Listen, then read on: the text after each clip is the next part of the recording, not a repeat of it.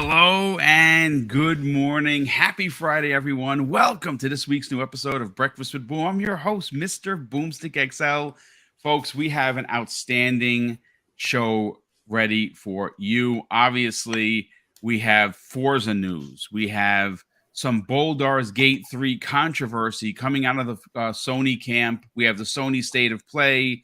And I am going to say that based on what I saw, I'm very happy I didn't invest in VR because none of those games looked impressive to me.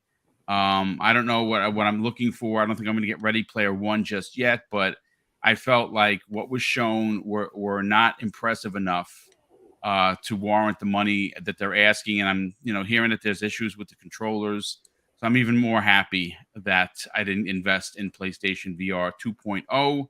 We're also going to get into Hogwarts. Well, why not talk about one of the biggest franchises to launch this year? $850 million made, 12 plus million copies sold, and we're only in February. It is something to be had. But let's get into the quick introductions. We have a great panel here for you. We'll start first with Dreadpool. Dread, how you doing, brother? Good morning and welcome. Oh, you're muted, brother. Sorry, That's I've moved my screens around. So, good morning, everyone. I'm glad to be here. We hit the 1K. I took it off, as you can see. There it is. But we'll go back to this.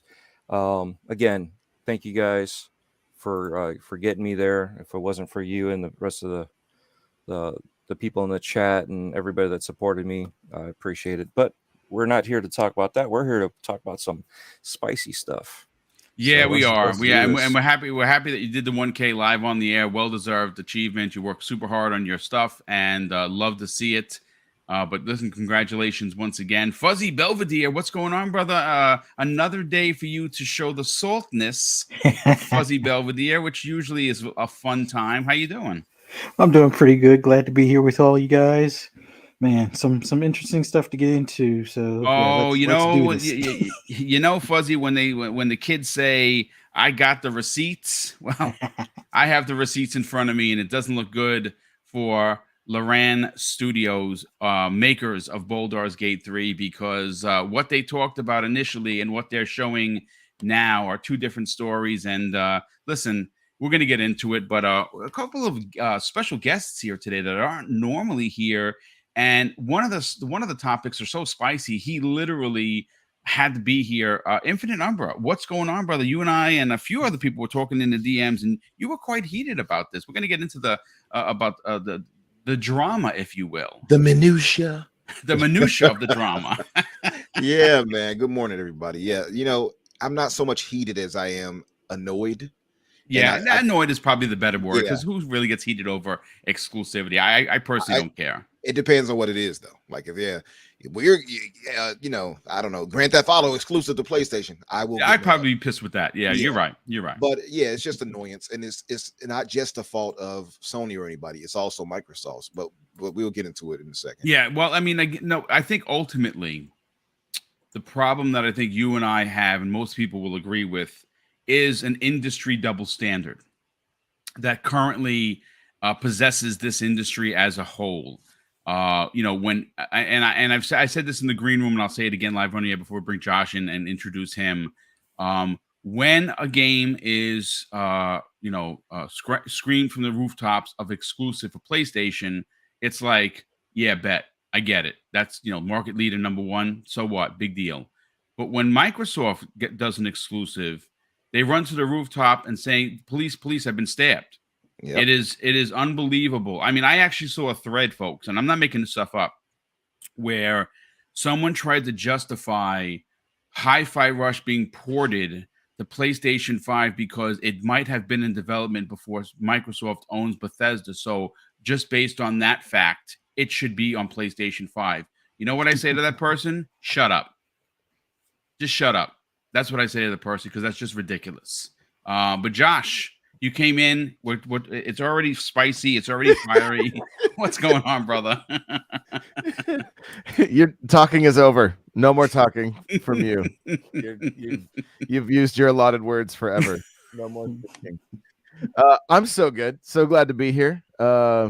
Yeah, it's been a while. It's good to connect with you guys again. And I'm Yes, of course, absolutely. Yeah, it's good to have you part of the show, brother. We miss you on the Xbox Factor, but obviously you got to take care of business. But you're always welcome. You got the front door keys. You just walk in, take off your socks, put your feet up, grab a Dr. Pepper. You're good. You're good. There we go. All right. Well, you're good. Listen, let's get into the let's drop some tea, if you will. So yesterday was Sony's State of Play. A lot of people felt lukewarm on it.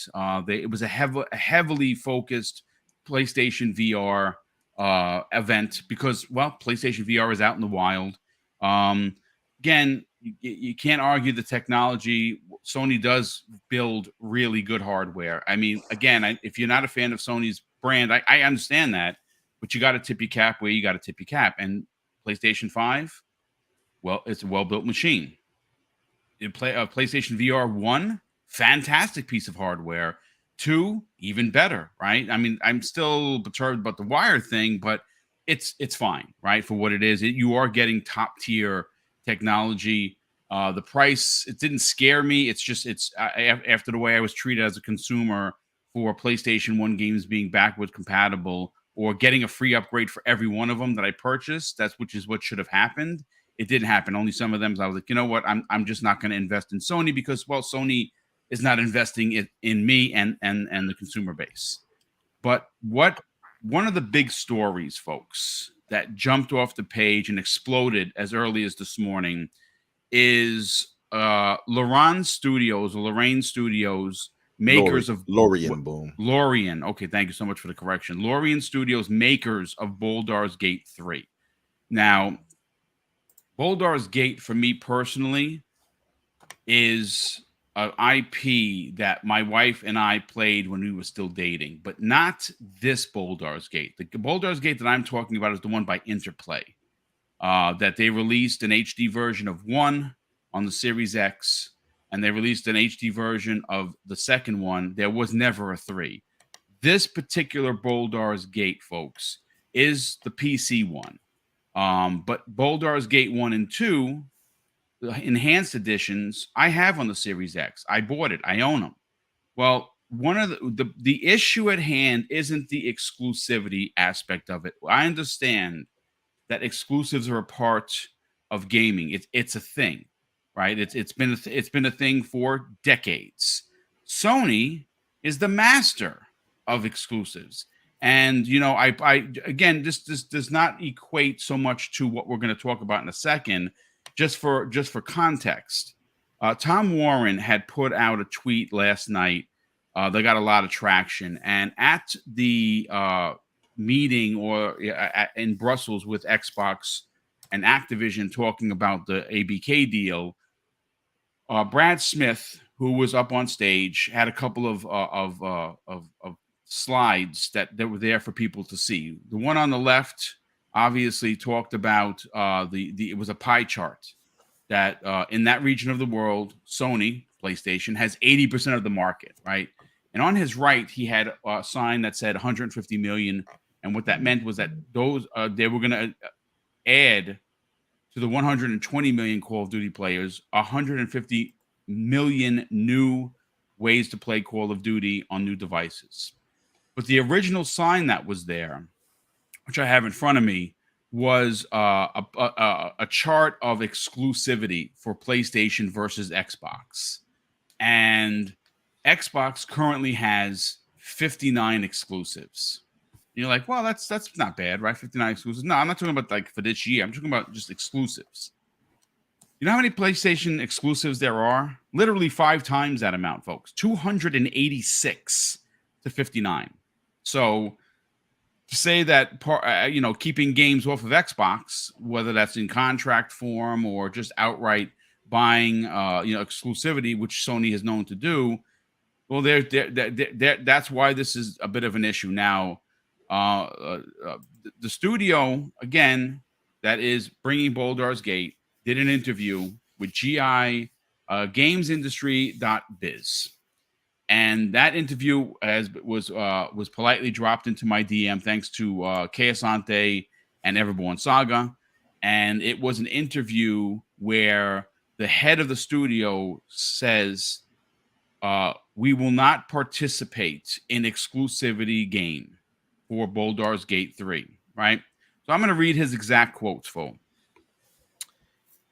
He says this, and now originally there was some question as the game being exclusive to Stadia. Well, Stadia doesn't exist anymore. And he says this, and again, I'm literally reading what he said in this interview. He says this: there is no exclusive attachment to Stadia. It was important to us to tell our players we're not going to participate in the exclusivity game. End quote. I believe that the game should adapt to the device, but that the device shouldn't matter when you play it. That's literally what Stadia is doing also. So that's where that worked out well. So again, double talking, which is what I don't like. Now, what's interesting is we see a tweet from it's at Cromwell. He's director of publishing, and he put out a tweet asking for help from the community. He says, pre-ordering is really important to us due to how it all works. So if you're down to gather your party, please consider buying early to help us out. Now, this comes on the heel of the drama and the controversy that this is now a PlayStation 5 exclusive. Now, what's in that contract? Your guess is probably as good as mine, but I'm sure that there's something in the form of anti-Xbox writing. And why this is frustrating and why it's annoying is the fact that as the market leader, we understand you want to put your game on a console that is going to sell the most. But Baldur's Gate in itself is a niche title. It is a very niche title. It's going to have an audience for sure. But this is one of those situations that I think ultimately what the overarching problem here is Sony being the one proponent that has opposed the ABK deal, even though they're going to get Call of Duty for a decade with parity. The fact that the market leader has done this complaining to every regulator around the world, some to great effect, some to none effect. It's these kind of things that make you wonder if they weren't the market leader, would they happen? And I got to be honest with you folks. Like I said, you don't do an interview that says we're not going to play the exclusivity game, and then a couple of years later announce that the game is exclusive. I just have to keep saying it. What appears to be the running understanding within the industry is when PlayStation does it, it's cheered, it's applauded, it's good. When Xbox does it, it's considered taboo or bad or Xbox bad. I'm going to go to Infinite Umbra first because he was the one that was, I think, more perturbed than anybody. Umbra, let's get your breakdown on this. Yeah, boom. For me, and we had a good discussion about, those in the chat. I don't want to drop names, but to me, it's just shady, and it's word salad and wordplay is exactly as you said it was. And it's the obtuse game. Well, we're not exclusive. You're console exclusive. You see, they try to dress it up as we're not exclusive because see, we're on PC, we're on GeForce, we're on Mac, but you are a PlayStation exclusive, at least timed. Console wise, yeah. If you're timed exclusive, you're still exclusive. Let's just not dance around it. I can accept them being honest and saying, yes, timed. I can accept that. I cannot accept you going back on your word after you made such a statement and then playing the obtuse game. That I don't like. To me, that plays on our intelligence. It plays on what the trust that was given to them. Because a lot of people have trust in Lorien. I'm not one of them particularly. I don't have an issue against them, but Baldur's Gate has never been my thing. Right. So it's not like, oh man, I want Baldur's Gate. If I really, really want Baldur's Gate, I have a PS5. I can get the game. Thing is, though, I despise, and I don't know if it's just me, I despise because Xbox is my preferred platform, but I despise when games are money headed right out of exclusivity, right out of access to us over here, and it's continuously done by PlayStation and smiled upon. But if Xbox pulls it, like you said, all of a sudden is Armageddon. I don't like that. I don't like the double standard. Real quick, I want to just say what's up to the geeky nerd, because he says something, and it's a good question, and I want to answer it before the chat gets too testy. He says, "Is High on Life multiplat?" No, it is not. But it was never depicted as coming to PlayStation. It was never stated to come to any other platform. That's the difference here. Microsoft did money had it. Microsoft invested in it. They also own them, so like that's not even a real argument. You know what I'm saying? Also, somebody tried to argue, well, they didn't go. Well, smart of them not to go to the platform with the least amount of people. And I had to comment on it. It was on a tweet with Jez, and I said, "This is such a stupid take." I couldn't even hold it back. Yeah, the argument of that fails because it's on Mac. That's the least right there. It's on Mac. So what's your argument if it's not going to be on Xbox? They'll say anything to just excuse PlayStation. It's annoying to me. That's why I mean, like, I'm annoyed. I'm not mad. I'm annoyed. And happy birthday, by the way, Dreadpool. Everybody. Hey, Dreadpool, it's your birthday. Happy birthday, dude. Yes, it was. Birthday. Happy birthday to you. I'm sorry. That's all right. Happy birthday, man. Thank you. Yeah. But outside of that momentarily happy burst right there, yeah, it's annoying. It's annoying. And it seems, like I said, it seems dressed up to me. It seems like, yeah, well, we're not timed. I mean, because like I said, it's not, or we're not exclusive. You see, it's on PC and all of that. Yeah, that's why you're saying you're not timed, or you're not exclusive, rather, because you're on these other platforms. It's just, them playing obtuse to me. Now, to be fair, and a wise man did, that was on the other side of things, did point out some good points, which was, well, Microsoft did have marketing deals with Wolong, for instance, where they wasn't announced to be on PlayStation for 3 days. True. Somebody else also in a different chat pointed out where Persona 3 and 4, whatever, and all of that wasn't announced for other platforms for weeks, which is also true. So to be fair, it's possible that the fact of it is just that it's marketing, a marketing ploy, so it'll eventually be announced for Xbox. That's to be seen. But if you go to their actual website, it literally says launching on those specific platforms, be it PlayStation, PC, or whatever. There's no mention of anything else. So if it's just marketing, it seems iffy to me. But as was also pointed out, if it was exclusive, Sony would be shouting it from the rooftops. So I don't know. Indeed, yeah. I mean, look, I just went to Reddit, which is probably not the greatest thing to do, but you can see how people get. And this is to your point, Umbra. I don't think Baldur's Gate 3 had a shortage of funding. Too bad Xbox is going to PlayStation. Like that's the mentality. And like I said, if you subscribe to that, I don't have a problem with it. Like I said, for me, I think that the issue of exclusivity isn't a problem because that's a part of gaming. I understand that. Baldur's Gate 3, I'm not buying it anyway. Even if it came to Xbox, I'm not buying it because it's not my Baldur's Gate. We like, and I say we, my wife and I, like the one by Interplay that is more Diablo. That's the one that we like. This one is more PC centric. I don't think it's going to sell well just on PlayStation 5. I don't think it would.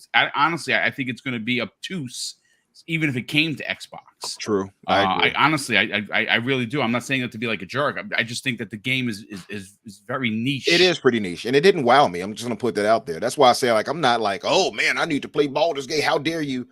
No, I'm not. Honestly, I'll be honest. Diablo 4 looks 10 times better than what I saw with Baldur's Gate. And that's no shade. I'm not trying to shade it. It just did not appeal to me that way. And it's historically never been a game I played. But I don't like what I don't like. And the fact that is that they're playing the obtuse game. That's what it seems like to me. You know why this gets out of control, Umbra? And I want to bring in Josh into the conversation. Look, Sween Vinek. He's at where he's obviously. Let me give you his exact title. He says he's in the cave working. Apparently, he works with the studio, and he tweeted, "Relax, we still aren't playing the exclusivity game." See, now that's coming directly from the studio folks, right? So I'm just saying that exclusivity isn't a problem.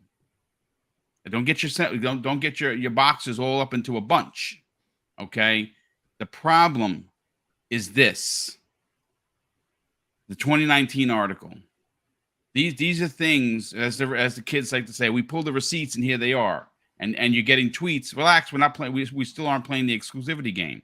Are you or aren't you? Because it's coming to PlayStation 5 and it's not coming to Xbox. Yep. And again, I'm going to read verbatim to what Everborn Saga just said in the DM. Hold on a second. Let me pull the receipts. He says, personally, I don't care if it never comes to Xbox. I just want Microsoft to use this in court. And I think he's right for saying that, because again, this is one of those things. Market leader, go destroy a city. It's okay. Don't worry about it. Microsoft step on a flower. Oh my God, they destroyed the world. Right? Butterfly effect. Butterfly effect. It's ridiculous, Josh.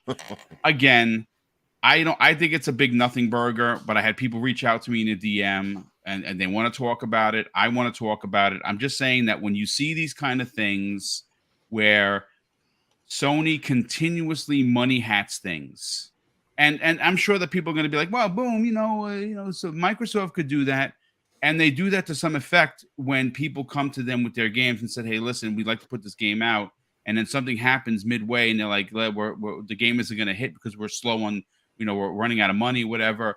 And they invest in said product. We saw that happen with Street Fighter V. The reason why Street Fighter V is never coming to any console outside of his PC and PlayStation is because at that time, Capcom wasn't doing so well. They were financially on the ropes. PlayStation or Sony invested a significant amount of money into that game to get it done. And there you go. They invested, so why should it come with anyone else? That I have no problem with that. But this is a little weird. Josh, what are your thoughts on it? I have to laugh. Twitter's just always on fire. Like, has it ever not been? Has it ever not been on fire? Like, I don't. It's crazy. Here's what I'll say, and it ties to this somewhat, because I mean, personally, Baldur's Gate, I've never even touched the series. It's just not something. It's not for me, right? And that's fine.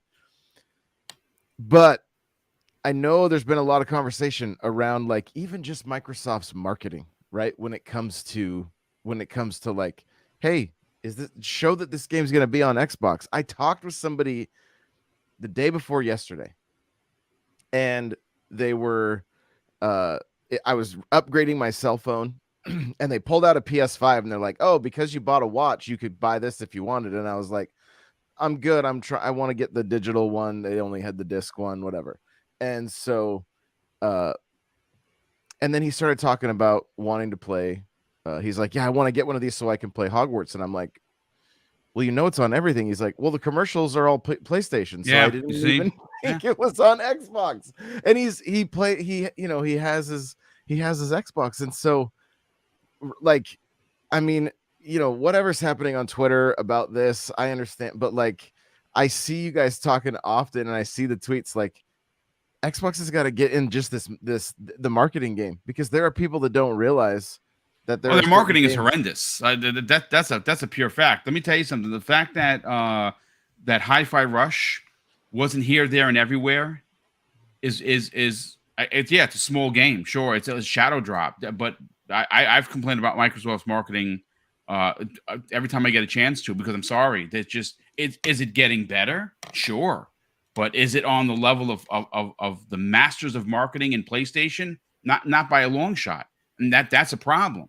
And I think they know it's a problem, which is why they're spending the money on marketing, but they need to do better. That's a fact. And I mean, you guys can take this or leave it. I'm not trying to kick the hornet's nest or anything, but do you wonder if there's lack of marketing when they don't feel like, I feel like when there's something hype coming to Game Pass, they push. There's a little bit more of a push. And then when it's a little bit slower, it's just like a tweet, like if it's some older games or something like that. I don't know. I mean, mean, it's a great question. I listen, folks. We've talked about that before, though. Boom. Just I mean, I don't have a marketing degree, folks. I don't have a marketing degree, so what I'm about to say is I could be Mr. Irrelevant to you, and that's fine. But I think that there's something to be said about if you want to appeal to the masses, which is what Microsoft wants to do. Xbox, Phil Spencer has said that, you know, they have particularly hit where they think they need to get in console with Xbox Game Pass. They need to appeal to outside, you know, the normies, the casual gamers. If they continue down the same path that they're doing with their marketing, they're never gonna succeed. And if they're gonna be succeeding, it's gonna be a very slow grassroots kind of movement. But this is where it gets a little silly, right? And maybe they don't understand public relations. I do, because I worked in community affairs as a police officer, and I loved it, absolutely loved it. A PR representative, and I pulled the story, got to give credit where credit is due, pushsquare.com. They did a story, and the lead of the story, it says, Sony has no console exclusivity over Baldur's Gate 3. It all depends on, how do you pronounce it? Lorien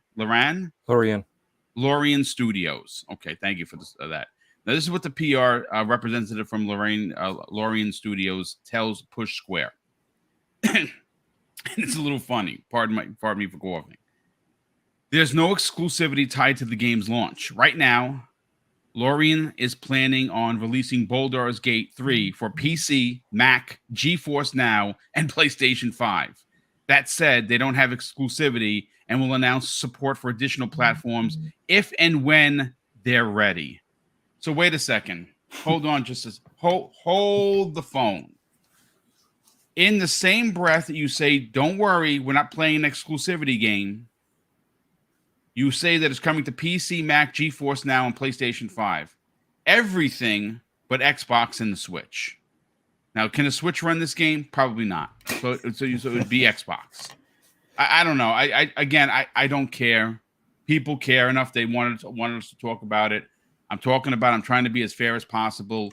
I'm just saying that it is annoying, and I have to agree 1,000% with Infinite Umbra when you see the way Sony moves. It is, every door is opening for them. They do not have to wait when they get there. They're literally just, the velvet ropes have been removed for Sony. Now, is that because they're the market leader? Potentially. Is it because they're money-handing games left, right, and center? More than likely. But let's get the rest of the panel's opinion on this. Dreadpool, let's go to you next, brother. What are your thoughts on this? All right. Well, you know, the funny thing is when you go back 2019, it was originally Stadia and PC only. No Mac, no consoles. Everything was coming soon afterwards. There was no mention of which direction they were going. So I get that, you know, and that's the funny thing is we got to remember they didn't have everything set in place. Well, now they do. And like Infinite Umbra said, Mac, you know, hello. That's one of the smallest game bases that you have for gamers. I mean, that doesn't make it. I mean, they used to be number one and they want to be all business like, and they pushed the gamers out. And guess who took them in? PC. Started, and that's how gaming started on when it comes to personal computer. Okay, when it comes to that. But now that you know the history, that's funny because I'm reading articles that it's coming to consoles, but it only says PS5. So I just want them to be honest. You know what I mean? Because I understand, you know, with more information, you can make a different choice. So they probably have more information, you know, a la dollar bills, because Stadia basically tanked. So where they're going to get that support? Sony probably stepped in and said, you know what?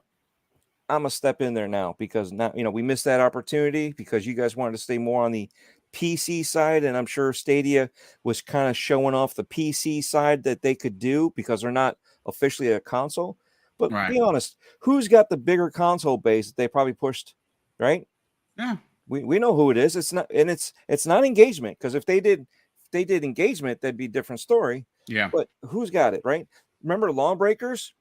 We were all kind of a little upset about that. Why? Because number one selling place that Cliffy B would have went to would have been Xbox, but they went to PlayStation. Why? Because bigger base. We all said, it's not going to work. He actually apologized for that. If you watch the Iron Lords podcast, on the Iron Lords, he admitted that. So, but and that's yet again. Now we have the information. We knew why, but we wanted them to admit it. It took them too long to admit it. But if he would have done that from the get-go, it wouldn't have been as as deep of a stab wound. It wouldn't have been that churning of the knife per se. So, and on top of that, who's multiplayer / co-op eccentric when it comes to consoles? Oh, that's the Xbox 10, right? 10-1. Yeah, no doubt about it. Yeah, Sony doesn't like people playing with each other because they got rid of SOCOM, they got rid of all these multiplayer, and they do the story-based. This is how we're going to show you, and that's fine. That's perfectly fine. That's why I have a PlayStation 5 because of that kind of content. I love that stuff. Right, but and each one has to compete in their own way, and I have no issues with that. But that's the problem. Is yet again, just speak the truth. What happened? Oh well, now you figured out that this would do very well on Xbox. So what do we do? We just pulled it off of you. I mean, Xbox is PC and PC is Xbox. Is it not? Is it not known as that It's phrase? Supposed to be anyway. Yeah. Mm-hmm. And again, I understand marketing. When you have the marketing rights, nobody else can really speak on it. But you can, after the fact, you can start pushing it out. Hey, we're here. What do we do? Oh, we released the console with the game. There's different ways. There's a PlayStation contract signed. It's ironclad. That there's something in the wording, in the writing of that contract. You better not mention Xbox ever. Honestly, we've seen the content, folks. You can get in your feelings all you want. That's a fact. We've seen that. Bold print. Even on Destiny, bold print exclusive on here. Red Dead Redemption 2, bold print exclusively on PlayStation. What is it? A hat. A pair of chaps. Assless chaps. Yeah. Pause. Only on PlayStation. Assless chaps. Go with your best version. and a coupon for. Never mind. We'll leave that out of there. But anyway, you see what I'm saying? And that's and you can do the sly thing. Hey, you buy an Xbox, we'll give you a free digital code, and which can include this game, right? And that's the best part about it, right? I've been playing this game from way back when. I loved it back on PC. I had it on the OG Xbox, and then look at that! I actually have the disc version. Holy crap! Wow, disc version right there. Wow. You can see it's disc. Okay, I won't turn it on because I was trying to do it in the background, but it'll have music, and I don't want to, gig you on this. Yeah, but it's fine. Game Complainer sent this to me. So I got this free in the mail. He was doing a giveaway thing, and I got it from the Game Complainers. That's awesome, dude. That's great. So when you see stuff like that, and it's like, this makes sense. This should be where it should be, but I get it, no problem. But why? Why is it doing that? Why would PlayStation want it? It's not because they want it per se on their console. They want it to keep away. They just don't want Xbox having it. That's a fantastic point. I don't think I've ever heard anyone in particularly say it like that, but I think that you make a fantastic point. It isn't that they want the exclusivity; they just don't want it on Xbox. I think that's brilliant. I think there's a lot of truth to that. Yeah.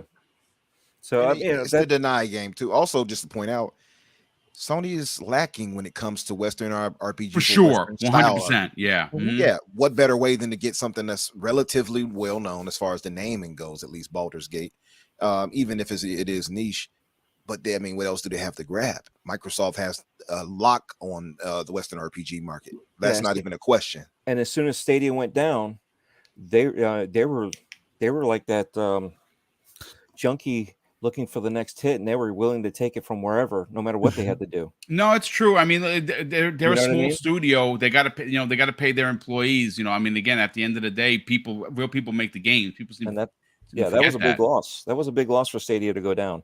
People don't realize how big of a loss that was in multiple fashion. It wasn't just the fact that the studios or Google just did whatever with their employees. There's a lot of devs that even though Google and YouTube and all them knew what was going to happen, because you were going to be able to stream this and not have any issues streaming it right to YouTube and everything. Mhm. You know, so they all knew, but they didn't tell anybody, and they're not the only ones. There was a lot of smaller devs that put 100% of their livelihood and bet on Stadia so that way they can get their game out there, and lost everything. So, you know, when you're that desperate, because you got people that I'll say rely this: on you make great points about whether they were desperate or not. I will say this: I would not be surprised if they already cashed a check when this was originally announced for Stadia. I'm sure that there was, hey, listen, we want it here first. Here's this bag of money, and they cashed it. So I don't think that they were like. I mean, I think for sales wise, when Stadia went down, they're like, oh shit, what are we gonna do? We made this game, we got to put it somewhere. And maybe Sony does come to them, and if Sony's the first one, and you know, my dad used to say when I would miss like when I was playing baseball, you slow, you blow, right? I mean, that's just, you know, when you miss, you miss. So did Xbox miss?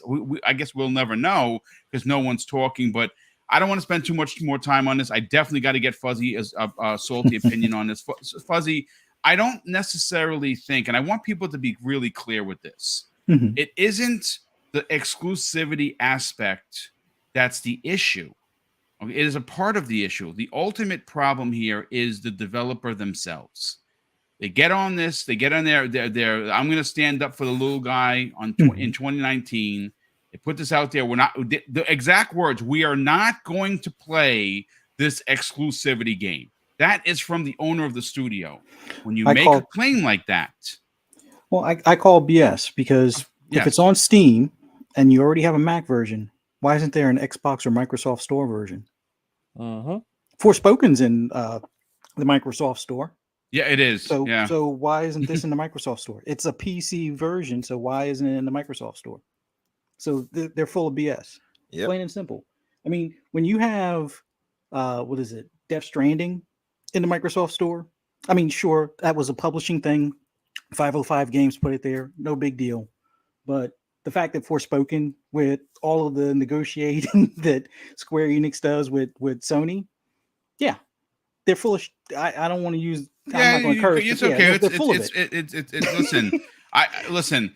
I know that I made someone spit their coffee out when I said assless chaps. That you didn't expect that, so you can say shit. It's fine. You expected that from me. Yeah, there's no reason why there isn't at least a Microsoft Store version for the PC, so they can take their game and shove it where the sun don't shine. So there you go. That's all I got. No, it's fine. It's fine. Listen, at the end of the day, I think that when you are a studio, you have to first put your employees in front of anything. And if that means making an exclusivity deal with PlayStation or Xbox or Switch, you have to do it because A, you want people to play your game, and B, you want to make sure that your employees get paid. There's a lot of behind the scenes work. I think the ultimate issue here is the studio being very pompous about, hey, we're not going to play this game of exclusivity and we want everyone to play. And then they announce they're on the state of play, and then they announce that it's coming to here, there, and everywhere. Oh, everywhere, but sorry, Xbox. It's just it's silly, it's ridiculous, and it is one of those things. And I think ultimately, folks, why it's frustrating and why it's even a story, why it's a topic on Breakfast at Boom, is because of the grandstanding that Sony has done to try and put the kibosh on the ABK deal when games that are current are still going to be on PlayStation. New games, new Call of Duty games still coming to PlayStation. Overwatch, whatever, is probably coming to PlayStation. It's just an industry double standard that is frustrating to watch happen. And again, to make it as simplistic and caveman-like as possible, Xbox bad, PlayStation good. That is the running narrative, folks. I'm not making that stuff up. Just talk to anyone. I agree with you, Boom. But I'll add this one last thing so we can move on. Just to say, it's like you said, it's the language, it's the things they previously stated and then went back on. Absolutely, they deserve smoke if you claim something and then go against it. I don't care what they say, but like Scozy pointed out, just embrace it. If you're going to, since they're like more niche, if you are going to use be money headed by whomever, leave yourself open for that and don't state like, we're anti-exclusive when you're not, and then you have to go back against your word. Just don't state those things. That's one. Two, I will also give some of the smoke to Microsoft, not on this specifically, because again, I could not care less about this game, but Microsoft has fallen or failed rather in certain cases where they should have been on the money, making sure Sony could not money head an exclusive out of their way for their fans, their 100%. supporters. That's the only thing I would say on it. But that's really point. No, listen, sometimes it's great. I'm an Xbox guy, folks. I mean, I have all consoles and I buy all games. I just love gaming. It's why I have 5 shows a week. But sometimes Microsoft is just misses the mark, especially what Umber was just saying. They're just not quick enough with the checkbook, and they're Microsoft. There's no reason for that. I know that ideology comes from Phil Spencer. He's the lead, and you can't argue. Sometimes, like for instance. Okay, I don't want to spend any more time on this, but I just want to say this, just for context. When Phil Spencer originally said that they were considering VR, right? How many people attacked this poor dude about VR not coming to the series, to the next-gen consoles? Because as a leader, he saw that VR had a ceiling, and it was hitting its ceiling. I mean, for crying out loud, you saw everyone in the community, Phil Spencer lied, right? And everyone held, people still talk about it. But yet we just saw Tencent pull all their development dollars out of VR. I'm just saying that it's but that's for me. The thing is, Phil actually said here, yes, we want to have put VR on the Xbox One, but then he said, later on when they pulled it, they said, look, we don't want the cords. We until we see it viable to be easy for the customer. We don't. They want to do it cordless and they want to do it right. So if it's wireless, and they can do it where it's perfect, then they'll do it. But until then, they're backing out. Okay, he actually said that. It's not me making anything up. It was actually said. No, okay? you're right. I might not be quoting it correctly, but it's on the basis of that. They don't want to do it. Even though they said it.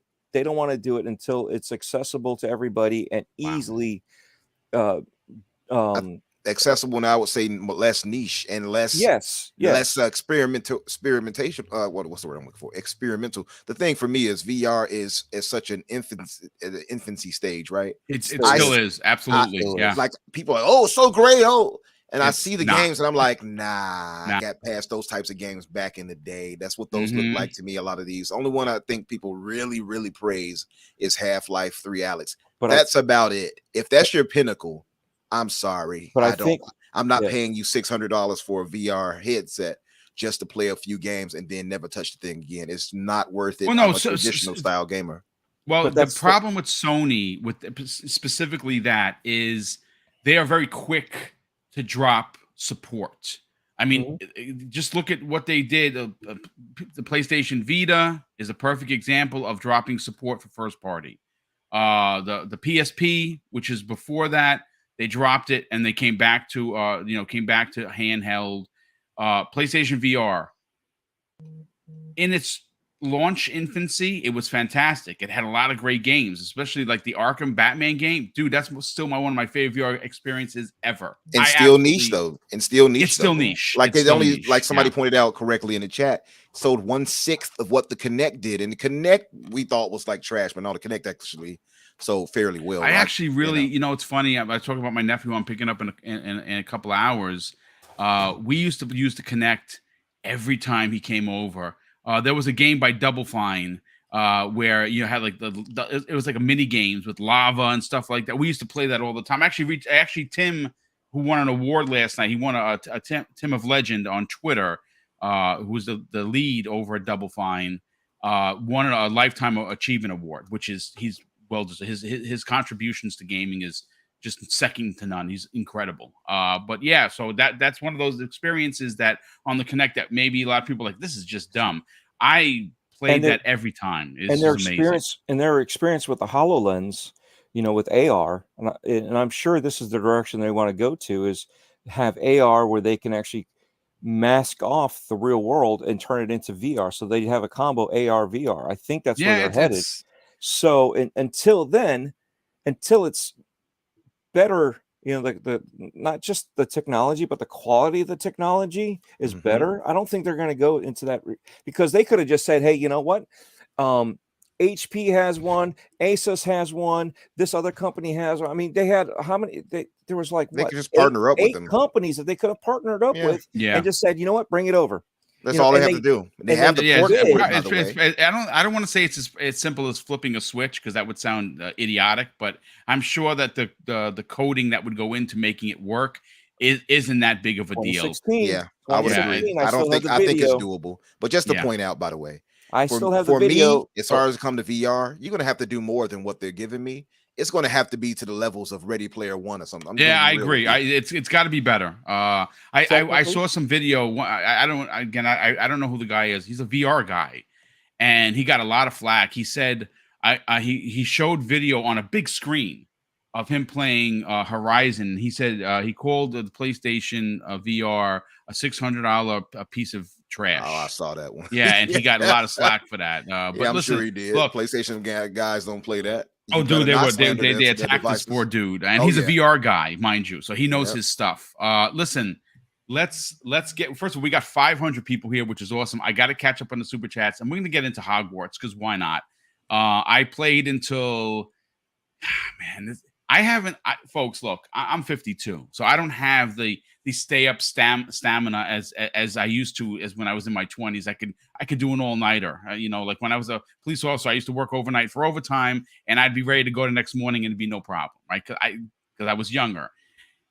This Hogwarts situation is out of control. It calls to me in my sleep. It is just unbelievable. There's parts of the map. I think I'm like 60 plus hours in. Same. And there are some spells I still haven't learned because the side quests, the flying around is. I just got the bird. Like I literally just yesterday got the bird that you can jump on and fly around. It's bonkers. But let me catch up on the super chats. I mean, there's a lot of them. First of all, Six Slayer, just a very generous $2 super chat, and shout out to the Xbox community for speaking up. Well, thank you so much for that, dude. Super appreciate the generosity and of course the comment. We also have Lucius. I want to say it's Mesh. If I pronounced your name wrong, I apologize. He's been a channel member for a month. He drops a very generous $5 super chat, and he says this: December 2021, Xbox has no games. Exclusives matter. January 2022, Xbox has monopoly. Give us games. You don't need exclusives. Not moving the goalpost. They're flipping it. I mean, that is well said, sir.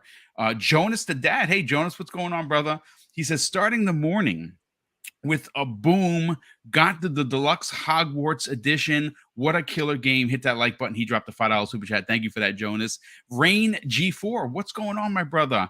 He drops a $5 super chat, and he says, Microsoft funded Rise of the Tomb Raider and got railroaded because it was a timed exclusive. Sony funded Street Fighter, which became an exclusive. I mean, that's a freaking... I'll never forget it. I'll never forget and I like Ryan McCaffrey, but I'll never forget him trashing Xbox for the Tomb Raider exclusive. That is where Sony for theirs. I used to talk with Ryan in DMs all the time.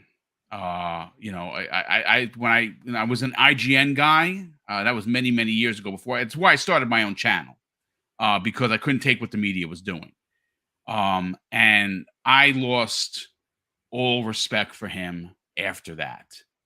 He cheered, and again, this is where you got to be careful. You got to be careful who you're cheering for, and you got to be even keel, especially if you're in the media. He lambasted Xbox for this, but got on top of the desk and was cheering and throwing confetti when PlayStation announced Final Fantasy VII being exclusive. Yeah, I'm just saying that put his foot in his mouth that day. It was a foot and mouth disease for sure. But David Commenti drops up. Wow, dude, this is crazy. He drops. Wait, hold on a sec. Spider-Man drops a $5 super chat, and thank you, Spider-Man, for being here, and thank you for the generosity. He says Suicide Squad is a disappointment. Rocksteady could have gave players the powers of the Justice League, but instead we get a shooter, gameplay generic. I think that game is going to come out and it's going to flop. I'm buying it. Look, raise my hand right here. I'm buying it day one. I'm a huge Rocksteady fan. I like the Suicide Squad. I'm going to buy it. I'm probably not going to play it multiplayer because I just don't have the time. But I think that this is going to be a flop. This game has been in development for years, and if you could just tell, it is going to be. It is not going to sell well. It gives me Avengers vibes as far as it has a lot of Avengers transactions. Yeah. I'll be honest with you. I was highly disappointed in that. I was so excited for. I tuned in just to watch that, and I was like, yeah, that's very generic. It's very. It was. It looked very, like you said, they're floating around and shooting all the time. It's like everybody's shooting. Okay. And it's like, again, it's. And then you have so much better material. You got the Justice League right there. And we're not playing as them. Yeah, I know. It's just, I don't know. It's a missed opportunity. And it's Rocksteady. You expect the well-developed world and story and all of that. And you know what it is after the Arkham trilogy, it's you mean. I don't know. You expect better. Listen, it is what it is. But like AJH pointed out, it is Unreal Engine. So yeah. I do have a question on that. Has anybody beat Gotham Knights? I'm at the end right now, and I loved every minute. I'm just saying, everybody was talking about good and bad, but nobody. I never actually heard anybody actually beat it, and I was thinking about it last night. I championed that game since launch. Anyone that follows me knows I've been telling you, buy that game. I'll tell you right now, live on the air, go buy that game. It's probably $20.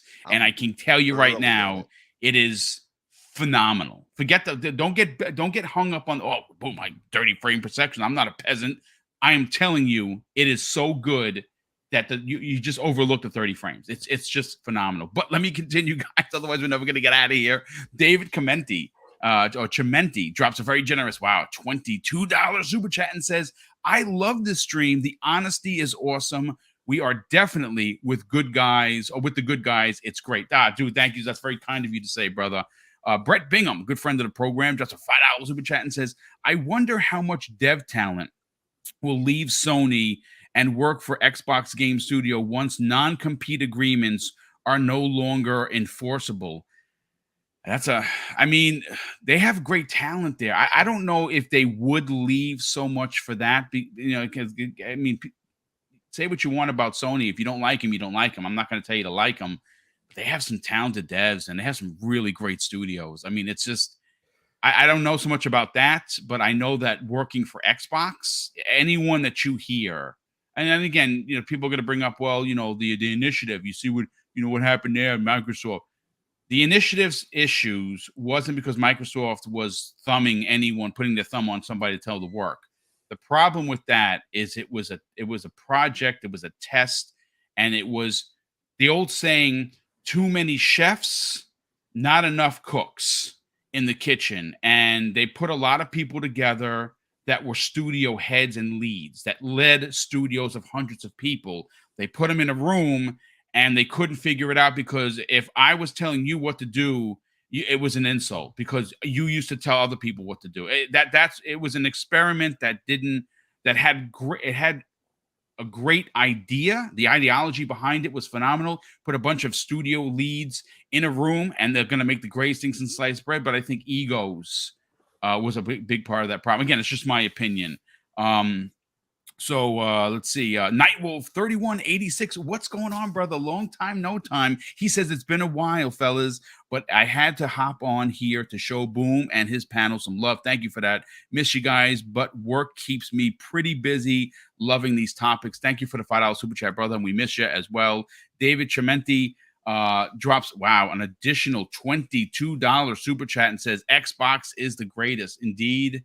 It is. It's my favorite platform. Again, I play everywhere, but I do prefer Xbox for a lot of reasons. But listen, let's get into Hogwarts. This is a story, folks, that is a bit shocking. Now, we understand that Harry Potter, the films, the books, you go to the parks in Florida.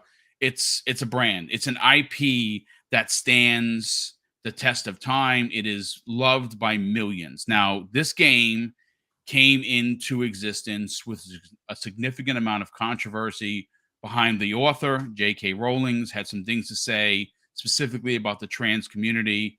A lot of people were boycotting this game. A lot of people felt in their feelings because of what she said. And you had every right in the world to feel that way if you did. No one's going to tell you that you're wrong. But this comes from Avalanche Studios, which is, they're known for some games, but they've never been known for a AAA bomb experience like we're seeing with Hogwarts. This is a game that has literally stolen my life. And I'll go on record live on the air and tell you that it is my favorite RPG in a decade.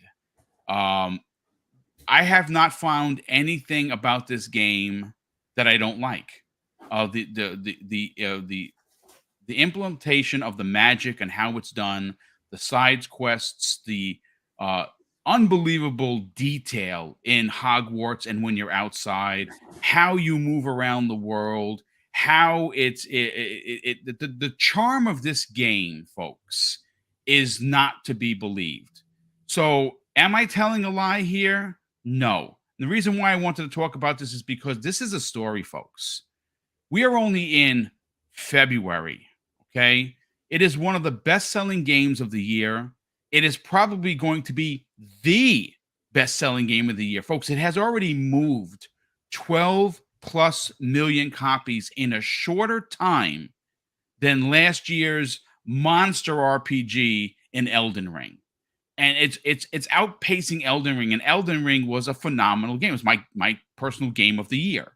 But what's interesting, forget the fact that they moved 12 million copies. That's impressive in itself.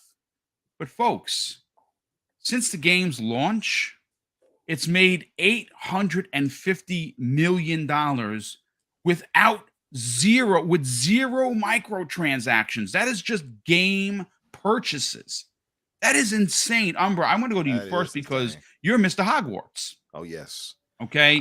You were playing it like me. Wingardium all over the place. Oh, yes. I almost want to do like a parody video of me running to like the supermarket and doing, the Leviosa. Yeah. And then the box of cereal shows up. Like, oh, there it is. Yeah. Bring it on over. It's crazy.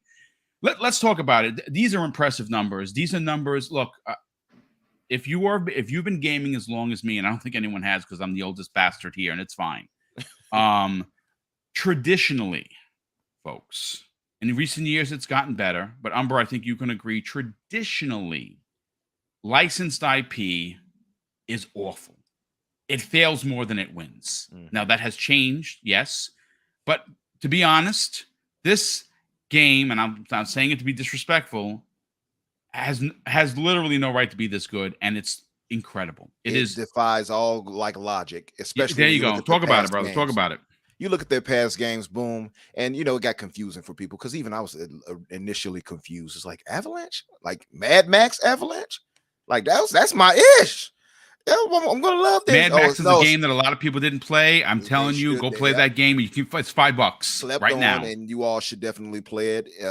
It's phenomenal. The mechanics might be a bit outdated to some standards, but it has that Batman kind of combat to it. It does. Arkham games, which I love, by the way. But just to say, man, you look at their past games and you're like, At first, like I said, I was confused. I thought it was the Avalanche we would love, Just Cause, Mad Max.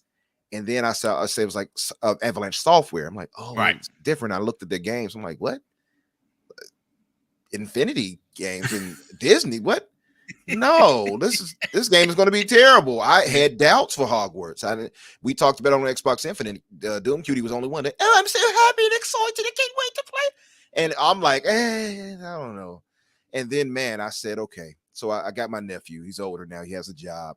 And I game share with him, right? So I'm like, brother, I'm putting you on the tabs now. You're going to have to go half in on these. I'm not paying $70 for a game. I told you all. And I stand by that. And I have the money to do it. I'm not doing it. So I said, hey, you go half, I'll go half on it. And that's what we started doing, right?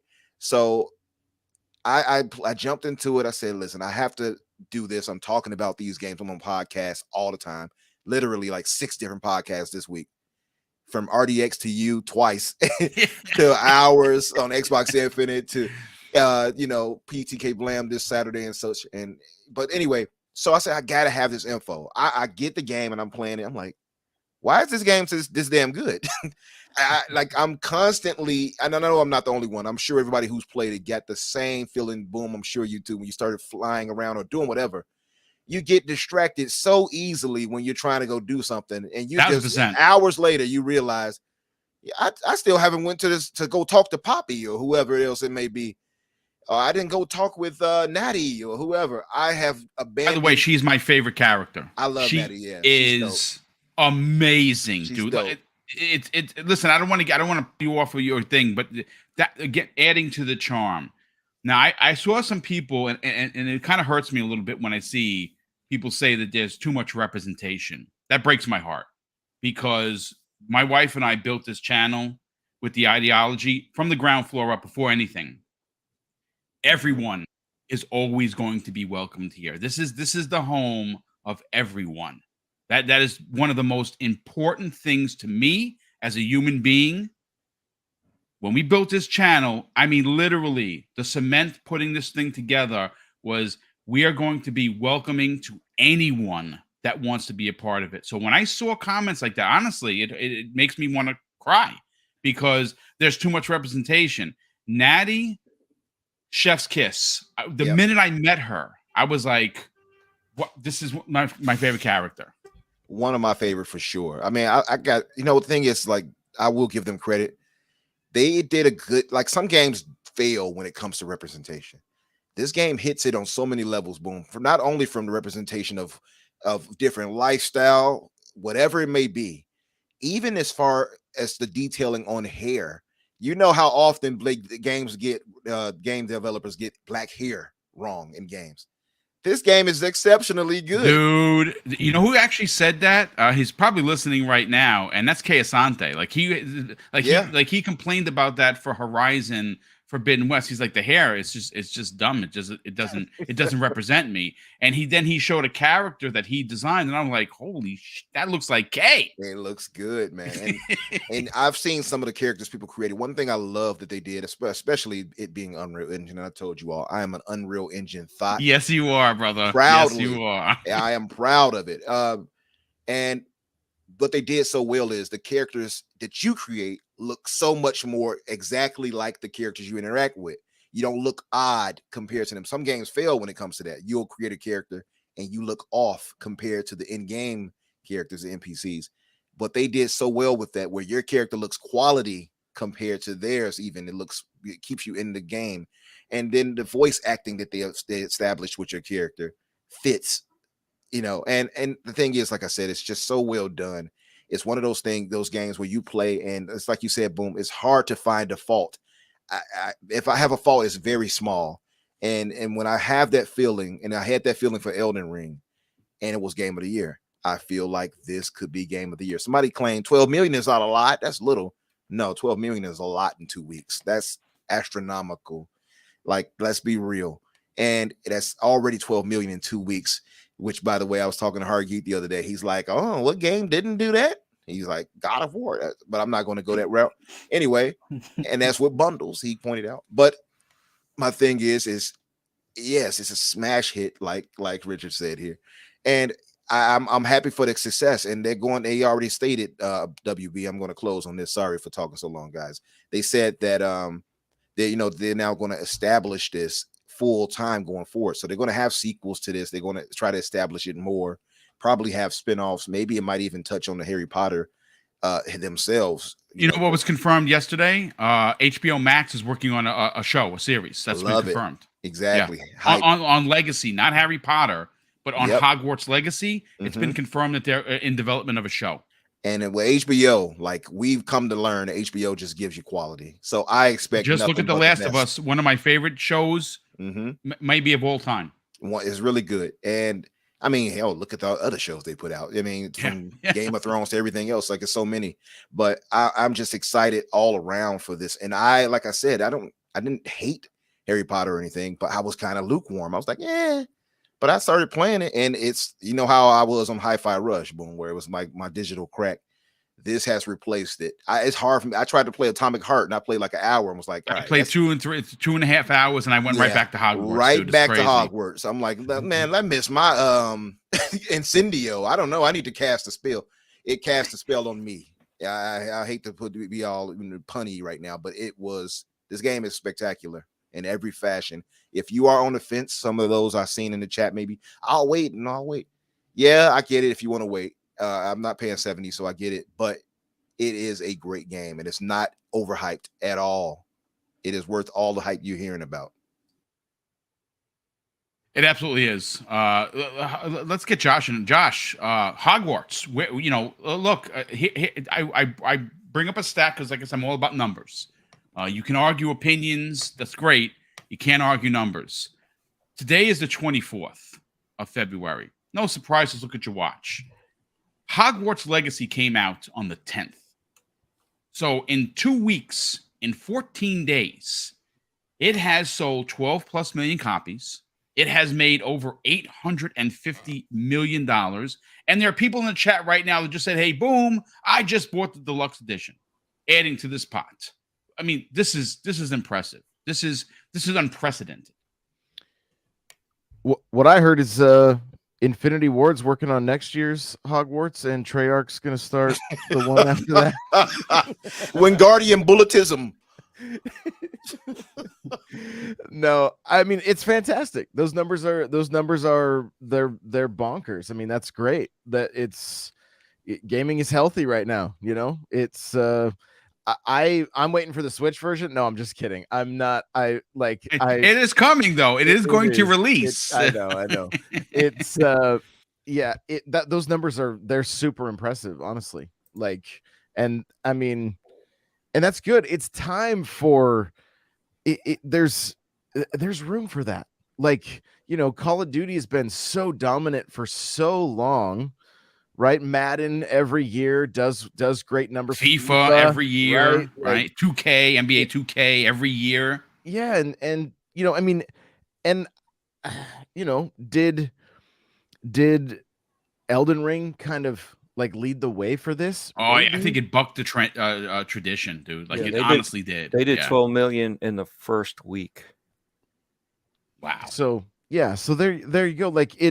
It's fantastic. It's great for gaming. Let's see. There's the best part about gaming is when there's something. It's unfortunate because there's controversy around this game, right? Yeah. But what as a gamer, especially with Twitter always being on fire and not being all that fun to be on, and just kind of being what it is. I'm sorry. That was 12 million in 2 weeks. My bad. Yeah. When people are, hyped and having a good time and enjoying gaming, it's like the early, I was very big on the first Destiny game, and when you just I have longtime friends because of that game, right? And because of the podcasts that were started and the conventions that were started, and it's unbelievable. And so I hope there's opportunity for something like that to happen again for this community, where podcasts launch about this, and obviously the next game is going to be a thing. It's going to be how could they sleep on this success, or maybe support this game real long term, something similar to Destiny, and all that kind of stuff is just that's a win for me. Again, I understand there's controversy here and everything, but I don't know, when gamers are playing games and having a good time, and the conversation controversy shouldn't matter at that point. I agree. Well, it's just more about the just seeing people enjoy themselves gaming. It's so rare anymore. It's everything's just a schoolyard fight anymore, and it's just Can I add something for context here? We just got off a topic to open the show about exclusivity, right? And I thought it was a fantastic conversation to open up the show, and real honest opinions. But you know what you have never heard in any conversation when it comes to Hogwarts is where you're playing. Like all of the conversations that I have seen, and there's been a ton of them, I have not seen one person be like, yeah, you know, my PlayStation version is better because I have the DualSense. People are just infatuated with the fact that they just got their broom and they are flying around popping balloons, because now I'm addicted to popping balloons now. I'm up to the third set right now. It's Josh, great points. Great points, honestly. It's really just about having fun. And you know, they did make an announcement. The studio said they had no plans for DLC. It wasn't in the cards. I have a strong suspicion that there's going to be some sort of DLC added to this at some point. Whether that be like a mini, bunch of stuff. And like I said, I know that Sony has the exclusive mission, in the haunted house thingamajig, and who cares? It's just a mission. That's how Destiny was too. That's exactly how Destiny was. Yeah, 100%. Yeah. So, and that, like, I was on a podcast and I was the only one playing on Xbox, and those guys would give me shit all the time. Yeah, because I'll say this. I'll say it live on the air, and obviously screen cap it, bring the receipts. If DLC comes out and somehow that is exclusive to PlayStation, because I'm not playing on PlayStation, I'm playing on Xbox, which is what's my preferred choice, I will have a conniption. Like, honestly, you want to take a mission, you want to take a wand, that says PlayStation on it, that's fine. You want to take a broomstick, that's fine. You lock the DLC behind PlayStation. That's when that's when the torches and the pitchforks come out. But that's when the fun stops. That's when the fun stops, for sure, because I do want to see DLC come to this. I'm almost sad that there's going to be a point where this game ends for me.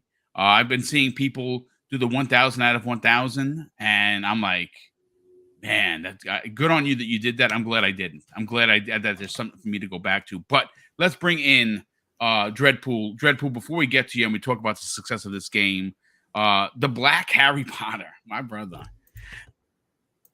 he has been touting for weeks and weeks leading up to this game that this was going to be game of the generation. And people were like, yeah, this guy is a lunatic. He's just the Black Harry Potter. I think the guy has been onto something. He drops a $5 super chat and he simply says 850 million, 12 plus million. Let's go. Game of the year, Hogwarts Legacy. I mean, you're not wrong, dude. It's my game of the year right now. I will say that the only way that this budges, and it's going to be hard, if Starfield comes out and it's like next level bonkers good. And I have a feeling it's going to be, but I'm having so much fun with the IP, with Hogwarts Legacy, that I don't, because for me last year, the minute I was playing, all the hours I put into Elden Ring, I was like, yeah, this is my game of the year. And this is now for 2023, this is my game of the year already. Dreadpool, let's talk. Let's talk about it, brother. I mean, these are impressive numbers. This is again, it had every potential failing because it's a licensed IP. It's from a smaller studio that has done some things that maybe not have been on this level. And here we are 2 weeks later, and it's just making bank. What are your thoughts? Oh, my thoughts are cancel culture just got canceled by this game. I love it. Talk about it. There you go. The whole situation, and it's just funny now. I still believe part of it has too many. It's including too many people are the same people that were, you should stop and this and that. I think there's just too many hypocrites that are talking about this game. The part, and I have not played this game, but the part that I love about this game is the water cooler talk I'm hearing from you guys. Not about Xbox, not about PlayStation, not about none of the nonsense, but how much fun you're having with the game. And that's truly what it should be based on. All this talk should be based on the quality of the game and what they did for us to be able to enjoy a mythos that was created by somebody. It doesn't matter what they believe in, whatever, I don't care. But they created something, and these people took that lore and made something bigger than what we grew up with, right? Because they did come out with a next set of movies that had nothing to do with Harry, supposedly. We kind of know better. Yeah, the But first one is phenomenal. yeah. So when you look at it, you're like, all right, cool. But then they come out with this, and you guys are just having a blast. I even told my wife, I said, have you heard about the new Harry Potter game? And she's like, yeah. Are you buying it? Because I'm actually interested in playing it. Well, that you know what I mean? It's like right there. That's a no-brainer. Yeah. And I know my daughter's gonna love it.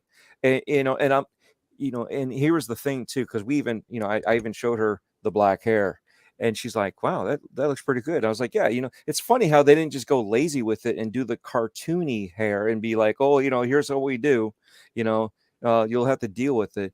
And I was like, they put a lot, and this is 8 years. They put a lot of attention to detail everywhere, and this is from an the outside. representation in regards to what you're talking about is just huge, dude. It's tremendous. Yeah, and that's why I said, I was like, I'm loving this. I have to buy this, but I'm like, I got too many games right now, so I'm holding off. And because I know this is one of those other games that once I get into it, I'm going to be in there for a little bit, and I'm not going to be able to play anything. So I'm trying to close out a couple other games before I do it. But like I said, it's just the positivity is unsurmountable on just the fact of the game itself. All the negativity went away. It doesn't matter. You guys are talking about brooms. Boom. I mean, you heard it here first, right? Live on air. Boom has a new fetish. He likes popping balloons. Have you heard it? But you know what I mean? It's hysterical. But guess what? You guys were like, yeah, the balloons and this and that. And it's like, I have no idea what you're talking about. But okay, we'll go with it, because I'm sure once I get there, I'll be on the same boat too. And that's the beauty of this, and that's what I like about it. So I'm gonna leave it, cut it off before I keep going. But this is it. It's all about the games. Yes. This is what we should be talking about. None of the BS of why can't we have this here? Why can't we have it there? Or the whole DF. Oh, look, it has an extra sliver of grass on this one versus the other one. And there's no dip over here, but yet there was dips everywhere else that they showed, but they excluded that. But when it has nothing to do with anything, well, we found a dip over here. You know what I mean? Yeah, it's quit playing hide the shell, quit playing favoritism, enjoy the game. And that's what you guys are doing. And that's why we are all here. We are all gamers. We love the hobby, and we should be promoting stuff like this, games like this. Forget the nonsense and just keep talking about it. Yeah, no, I agree. I think a game like this really does show and cement the conversational piece where lines are blurred. There is no PlayStation versus Xbox versus PC versus Switch. We're playing a game. We're loving it. Real quick, Joe Dunmore, good friend of the program, drops a $5 super chat, and he says, listen, I've watched maybe about 30 minutes of the Harry Potter film, so I wasn't interested in the game. FOMO got the best of me, and now I can't put it down. Mm-hmm. I mean, there you go. Welcome to the Wizarding World, my man. Welcome to the Wizarding World, indeed.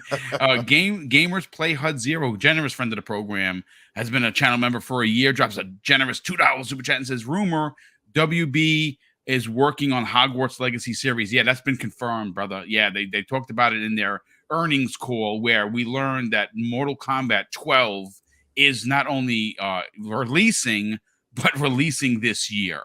UE5. Yeah. And an Unreal Engine 5, brother. That's for you. Yes, sir. I'm sold. Let's bring in Fuzzy Belvedere. Fuzzy, what we see happening is one of those gaming phenomenons that you saw with Metal Gear Solid when it released on the PlayStation 1. Like, it took over gaming. We saw, as of recently, Elden Ring took over the world, like a Souls game that, I'm not a Souls guy, but I'm an Elden Ring dude. And now I am. I can't wait for the DLC and whatever else they're going to bring to it. But these numbers are just bonkers. Again, coming off of some incredible negativity. The cancel culture, to Dreadpool's point, just got canceled because I mean, wow. This $850 million. And I think I think what's impressive here is more so than the number, Fuzzy. It's the fact that this game has 0 microtransactions, which is what games nowadays live and die on, right? They live and die on getting money out of the consumer. And this was buy this edition or buy the deluxe edition, which I did, and have at it. And 14 days later, 12 million plus copies and $850 million. It's nothing short of one of the biggest stories of the year so far. Well, it goes to show kind of like what EA learned back with Jedi Fallen Order. Single player games sell. And you don't have to, like you said, you don't have to, load it with microtransactions or season passes or any of that stuff. So they did an awesome job with this game. It's one of those where I was never really into the Harry Potter, stories. At that time, I was into other things. Bit of an older guy. Didn't have little kids at the time, so just kind of completely missed the whole Harry Potter phenomenon. I saw that, the combat in the game, and it looked pretty interesting, but, FOMO got the best of me as well, where I was like, oh, I'll probably wait until it's on sale, because I'm not big on one to spend $70 on a game that, I mean, despite it looking good, if it's not one that I know hands down, like a racing game where I'm going to put tons of time into it, I can, kind of wait. But seeing a lot of people talking about the combat and a lot of other stuff, I was like, you know what? Let me go ahead and pick this up, and I'm so glad I did. And I'm like 40 hours in, level 33. Got pretty much, except for the last couple of dark arts or that magic on the left. What level are you?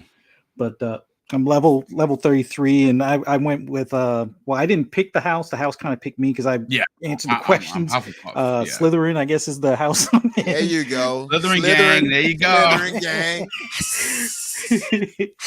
But this game is a ton of fun, and there was just like random things like I discovered, even though some of the stuff there isn't a lot of hand holding, but there is some hand holding with some of the earlier missions. But even before some of those, I was seeing like the flying pages, and I had kind of figured out on my own how to, grab those and do other things. And then I realized later on, I'm not special. There's a mission that shows you how to do it, but just the level of discovery and the size of the map, like just in the school alone, you could have a game just in Hogwarts, and that would be a full game because it is a huge map just in the school itself. And then you have the neighboring town, and then you have the whole open world itself. There's endless things to do as far as in this game, and it's a ton of fun. And I can totally see why it made 850 million in a matter of 2 weeks. Like a friend of mine was telling me, oh yeah, this game would sell 20 million easy, and I was like, I don't know, the controversy might hurt it and blah blah blah, and me not knowing the lore of Harry Potter was still pretty huge. Yeah, I can totally see this thing by a month from now or sooner hitting the 20 million mark. But there's only a handful of games I think that's going to hit that this year. I'm not going to talk about Starfield just yet because still waiting on. There's a lot that we don't know. Yeah, there's a lot that we don't know about that game. Yeah, sure, I agree. But Spider-Man 2 and then 100% Spider-Man 2 is going to Survivor. Those are probably the next two that will give this. Zelda's another one. Yeah, that's a great point, Umbro. Yeah, Zelda's another. Yeah, I agree with you. That's a great point. The 20 million club is going to be exclusive to maybe 4 or 5 titles this year. But I totally see this one hitting the 20 million mark. And if you're on the fence, just as someone that's not into Harry Potter, but into open world games and into RPGs, this is definitely a worthwhile pickup. Full 100%. Price and all. Absolutely. Yeah. I will say one thing though, Fuzzy, and I ask you rather, and you guys, all of you, but I think the game is Game of the Year worthy. But do you think the controversy surrounding it will have them? It's funny. Yeah, it's a fantastic question because I actually was going to somewhat talk about that. There was some stories that I pulled that I had written for the panel. Folks, I got to get out of here for 12 o'clock on the nose because I'm going to pick up my family that are staying over the weekend. My nephew being one part of that family. I can't wait. We always have fun when he stays over. So I got to get out of here, but I want to touch on that for a hot second. But I do want to shout out Justin, who just dropped a $5 super chat. Justin, thank you for the generosity. And what he says is again incredibly relevant. 12 million plus, and it still has 3 consoles to launch on. Remember, it's releasing, and the 3 consoles he's talking about are the PlayStation 4, the Nintendo Switch, and the Xbox One versions. Those are coming later. So yeah, last gen still a part of the conversation, and they haven't hit those last gen consoles yet, and it's already sold 12 million. So I want to segue into that's a great segue. And you know, that's the real question, Umbra. Does the game, because we saw what happened with some of these journalists, and I get it. Get on your high horse, stand up for what you believe in. I'm not going to front. But if we're being real, your job as a reviewer is to, and you have a, this is where journalistic integrity comes into question. Okay? If your job is to review a game for the product that is in front of you, regardless of your personal feelings on an author or an ideology, you are tasked. It's your responsibility, Umbra, to rate the game for what the game is. That is what your job is. Your job is not to politically grandstand left or right. It's, I'm here to talk about a game. This game either sucks, it's broken when I play it, or it's the greatest thing since sliced bread, or somewhere in the middle. Yep. Specifically, Wired allowed one of their writers to go on a political grandstand, which had no place in gaming, and gave it a 1 out of 10. Now, I don't care. Do you think WB cares? They just made $850 million in 2 weeks. So that author is standing on an island by themselves. I think the way it should have been done is an open op-ed article that this is my opinion on J.K. Rowling. What she said was wrong. I had a problem with it. There's a game coming out. You know, make your own decision. I'm wondering if this game is going to suffer Game of the Year nods because of the controversy, and if it does, whoever stands, I will never read their stuff again. I'm saying this right now. If you are a publication and you snub this absolutely incredible experience that welcomes in gender, race, everything into the conversation, and because of what an author said, this game that has nothing to do with the author outside of the author owning the IP, then you have failed as a journalist, you have failed as a publication, and I will never read your stuff again. I'm gonna tell you that right now. Wired is done. Wired is, as far as I'm concerned, Wired is done. When I saw that 1 out of 10, and I felt that way when I saw, I forgot what game it was some weeks prior, but they gave it like a 4 out of something. A 4 out of something is telling us this game is trash. And if you give it a 2 or 3, the game is broken. If you give it a 1, the game is inoperable. You cannot give this game a 1 out of 10. And then when you look through your 20 paragraphs, you have 2 paragraphs talking about the game. That was an agenda-prone, politically prone, nonsensical article that just used this game as a platform to trash it because of their feelings about J.K. Rowling. That's dumb. And we already have a problem where we barely trust journalists as it is. That right there eroded it even further. And that by the way, that review counted as a negative review for the yes, game. It did on Metacritic. It absolutely did. It absolutely should not have counted. Wired, as far as I am concerned, are dead to me as far as me trusting anything they talk about. And it's like I said, it's like you pointed out. You have the right to feel how you feel. You do not, however, have the right to grandstand on what you feel and force everybody else to feel that way, or try to force people to feel the way you feel. That's the problem I have with them doing what they're doing. If you feel so strongly like that about this and about what Rowling said, and you're like, I can't support her and all of that, then don't write an article about it. Don't, at least don't review the game, should I say. Don't review the game and have your review count in any possible way to try to do some type of protest. And the protest that they're doing is so, and I don't want to go and rub it in their It's face, immature at best, brother. It is. It really is. Sorry. It's the thing is like a lot of people that's like, oh yeah, F Rowling. That right there is it's just theater. You all are just doing this because it's on the internet and it's the current council culture topic of the week. Nobody, a lot of these people don't care. Let's just be real. They don't. And I'm not trying to write off everybody. Some people absolutely are affected. For those who are and feel the way they feel, I'm there with you. I get it. Even if I don't necessarily agree with you, you have the right to feel how you feel. But when it comes down to you trying to force your view on somebody else, that not only contradicts what you stand for, because nobody should try to force you to feel how we feel.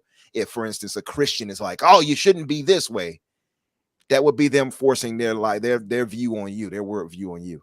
So in the same instance, don't do that to others. You mean? But yeah, keep that to yourself.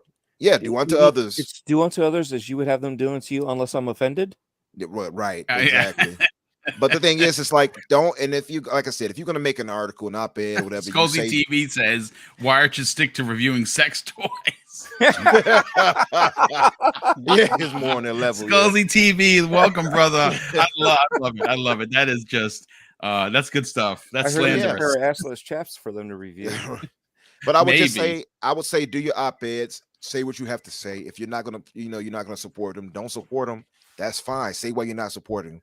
But when it comes down to the journalism part, and your word is supposed to be your bond, and it's supposed to mean something. Journalistic integrity, folks. That's what he's talking about. And you throw that out of the window so you can politically grandstand. Yeah, I've lost respect for you there.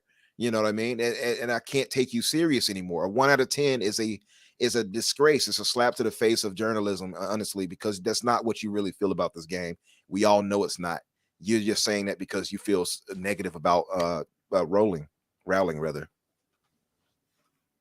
I agree. Real quick, Splendiferous drops a $2 super chat and in all caps. Boom, that's slander. No game of the year until Starfield releases, please. Yeah, I mean, listen, it's true. It's true. But right now, today, this Friday on the 24th, it's my game of the year. Could that change? Absolutely, no doubt about that. Let's bring in Josh. Josh, I mean, again, I understand why people are upset. I'm not going to poo-poo that at all. But your opinion of the author should not punish the developers that have worked hard and did something incredibly special here. That's my problem. Not, I mean, again, opinions, folks, I get it. But if we're being real, we gotta judge the game for the game. What were your thoughts, man? 1 out of 10 is yeah. Why are they still working there? Like what is happening? I blame. I don't so much. I mean, of course, I blame the person that's saying it's a 1 out of 10. That's fine, but I blame the publication management. Yeah, what's for the editor allowing doing? that? Yeah, what's the editor like? But I mean, again, it's one of those like I don't know. The whole situation is just it sucks ultimately. Like it's just it's a shame that it's all gone down the way it's gone down. But for just speaking for the publication, why?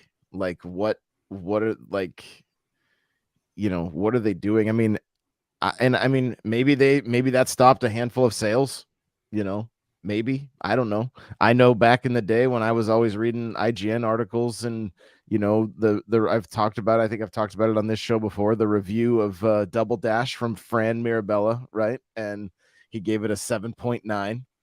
And when I met him at the launch of Destiny 2, I was like, hey, can we talk about the launch or the review of Double Dash? And he's like, you're not going to shank me, right? Like that was the first thing he said to me, so, but we've been friends ever since, right? It's always just kind of been a funny, and you still see him and Per Schneider and stuff, like they'll poke fun at him for it, but like that was just that was still at least a legitimate score in his opinion, where there seems like there's no this isn't based at all on the game itself. It's just on their opinion of the author, and it's just that. Do you think that this game is ultimately going to suffer Game of the Year nods by some of these publications that are going to get on their grandstanding soapbox? I don't want this to sound. It's gonna depend on what's gonna get them the most clicks and help them market their brand. Okay, and I hate to say that, but it seems like a lot of times, that's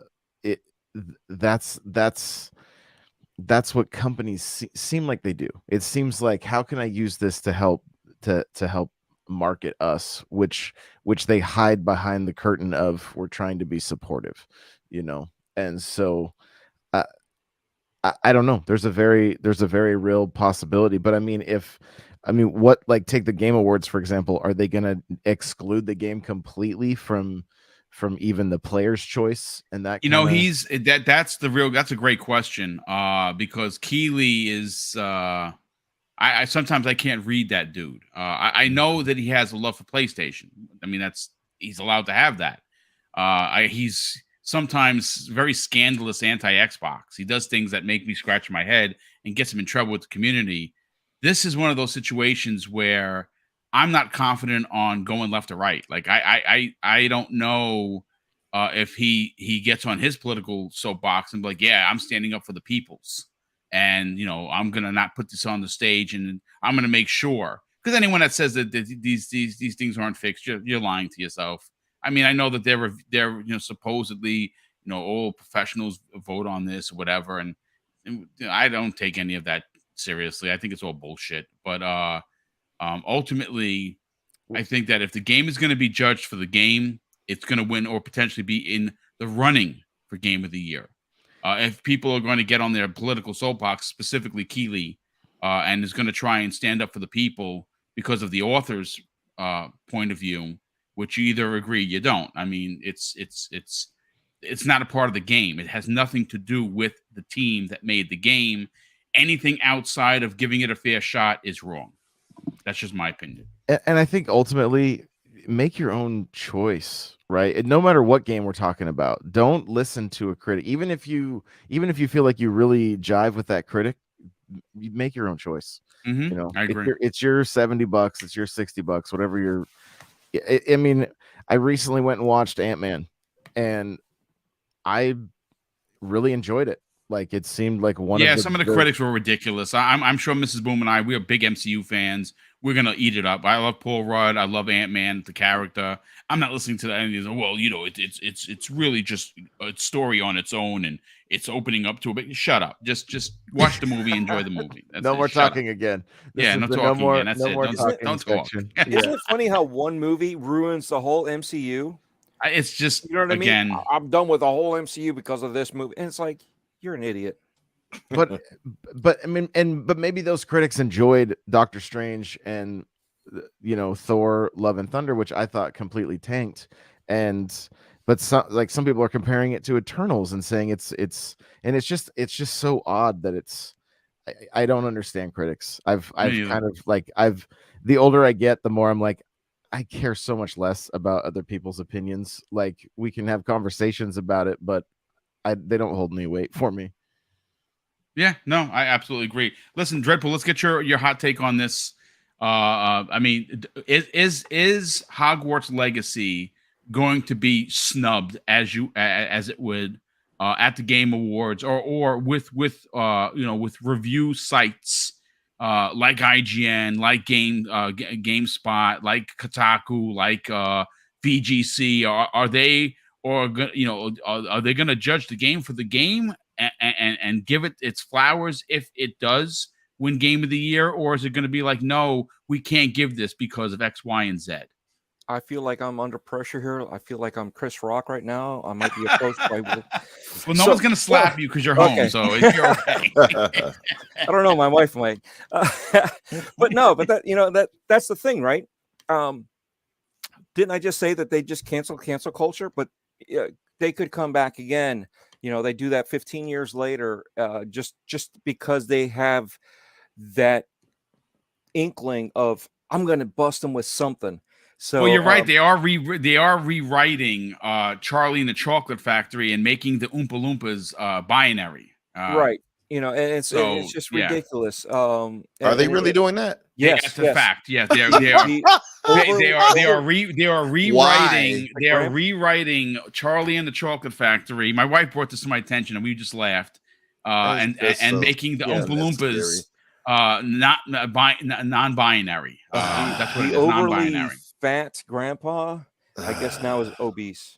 I don't know if you can even say obese. It's just the big grandpa. I guess he's gonna be cool. That's all I can muster from that. Yeah, exactly. It's like you're changing history, and this is going to be the same thing. They're gonna try to change history. It has nothing to do with anything.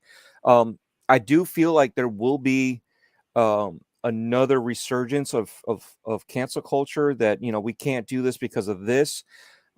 Hopefully they will all stop and just say, hey, look, let's base it on the game. The game has to be the one being reviewed, not the ideology, correct, not the controversy, not the author. Don't do that.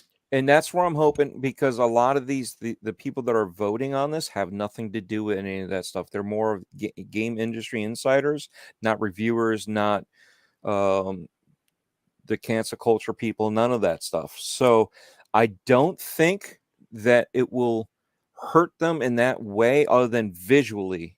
The whole controversy will come back again. I think the people that will be voting will give it its fair share of I hope so. I certainly hope so. Open opinion on whether they liked it or not. Now, on the other side, could they be fanboy biased? Maybe. We've seen that. It's just like I said before, with business, you have Excel, you hide some columns, and all of a sudden certain numbers look good, just like we had with Star Wars a couple years back, where it met the date, but guess what? It was hidden off to the side, so it didn't even get its proper dues until like the following year. And it made no sense because it wasn't in that year. And that's true. But that's the thing. You play hide the shell, and that's what happens. So I think for the most part, the voters that will be 100% honest with their votes when it comes to that. Now, what is presented to them, that would be the question I have. Would they actually be presented this game as game of the year option? Yeah, we're certainly going to see. Listen, let's get Fuzzy's final opinion on this, and then we're going to get everybody out of here, folks, because like I said, I got to get out of here by 12 o'clock for sure. Fuzzy, is Hogwarts Legacy the best-selling game of 2023? Doing really well in the reviews, but it got hurt in the reviews because people got on their political grandstanding shenanigans instead of just reviewing the game for what it was. That's a shame, but at the end of the day, did the review matter? No, because it sold 12 million plus copies. It's still coming to 3 additional consoles, which is going to be more sales, and it's already made $850 million. My question to you is something like the Keeleys, which is one of the most watched award shows in gaming, one of the biggest shows of the year. Let's make no mistake of it. Does he step in and allow political pressure to have this game snubbed, if you will, from that from that category of game of the year? If he wants his award show to remain viewed as legitimate, he can't. It's a game that's pretty much on a lot of people's conversation list.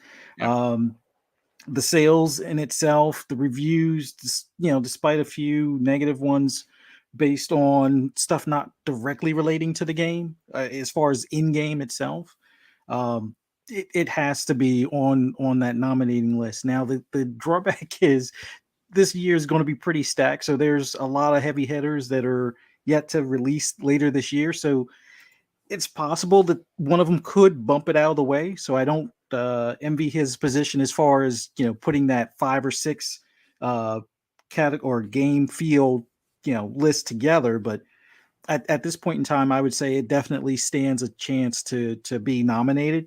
Will it get snubbed? I mean, there were years where Assassin's Creed Origins got snubbed. Jedi Fallen Order got snubbed. And that's actually one of the most egregious ones for sure. Yeah. Yeah. and there were a ton of games over the years that have gotten snubbed without having controversy.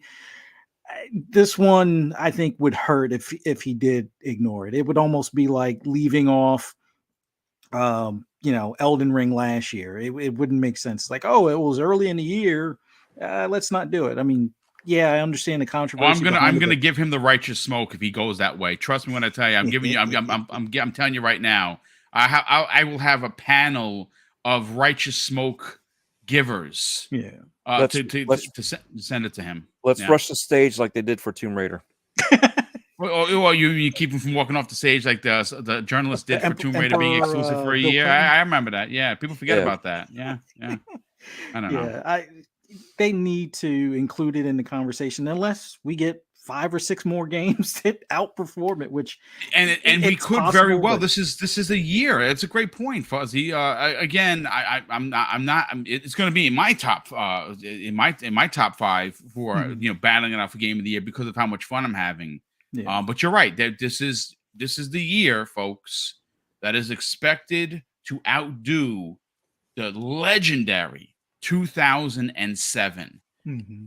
So, I mean, you have a point, but again, it's just one of those games that I think outside of the controversy and the sales and how much money WB has made, because they need money. It's the fun.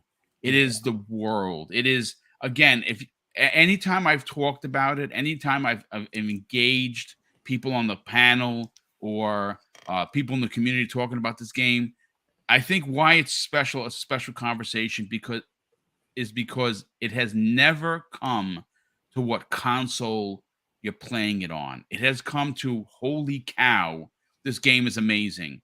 And that's the magic, no pun intended. I got to ask a question. How are the broom races? The broom races. I have no problem. I see people are a bit frustrated with them. Some of them like, the flying is. I'm just wondering because Sleepy Goblin just said he'll just put Hogwarts in the category that makes no sense. So I'm guessing he's going to put it up as a racer. Oh my God! Yeah, that's funny. It's funny. But listen, ladies and gentlemen, look. At the end of the day, Fuzzy, let's get your final point on this. We'll get everyone out of here. Honestly, ultimately, do you think this? Do you think that? Because he's a big presence. Like I said, I know people don't like the dude, but if he leaves this out, I think it's going to lower the legitimacy of his event. I agree. I think this game is too big to, like, I almost sound like the government from 2008. It's almost too big to fail kind of thing. But no, I think this is a game that you just can't ignore. It needs to be in the conversation unless there's 5 more games or 6 more games that outdo it. Like High Rush is on my list right now. Mine too. I've yet to dive into Atomic Heart. Atomic Heart is good. It's really good. It's wacky, but good. Yeah.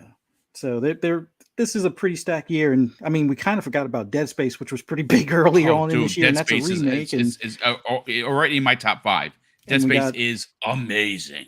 And then RE4, which is another remake, which probably will deserve to be in that category as well. So it's going to be a pretty tough year, but I still think this one holds out and still should be in the nomination category, even on Keeley's. I'm pretty sure it'll make a few others like Player's Choice and stuff like that, but Keeley's, if he wants to be the Oscars, he needs to include it.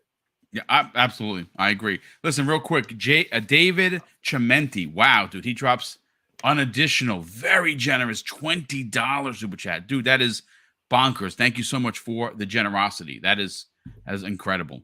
He says, I don't think it's this negative review had nothing to do with J.K. Rowling's opinion. I think, and I'm very much suspect here, there is something hidden behind the scenes to sound very strange to me.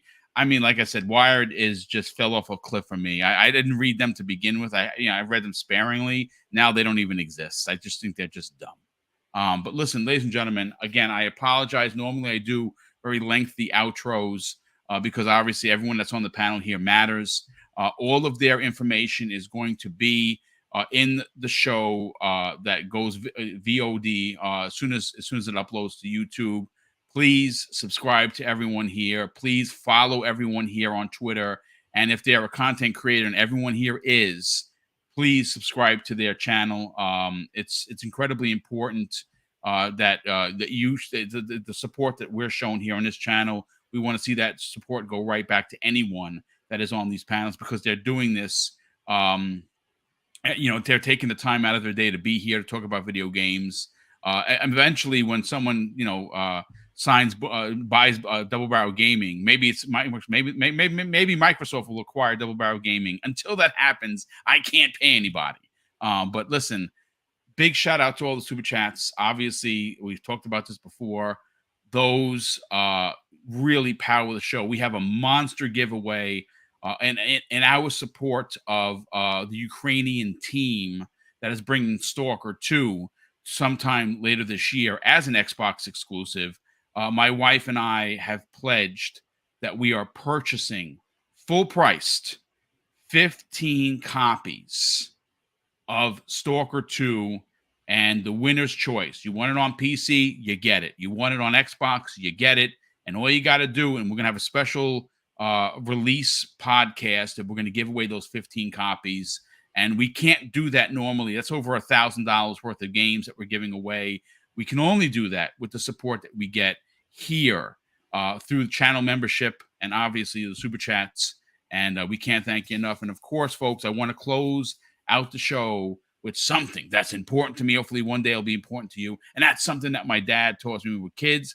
And he used to say, Craig, treat others how you want to be treated. And also, it doesn't cost anything to be nice. You live by those rules, son. I can guarantee you're going to have an awesome day. So take care, everyone. Have a great weekend. Enjoy gaming on whatever console you enjoy gaming. And we'll see you back here next Friday morning on the new episode of Breakfast with Boom.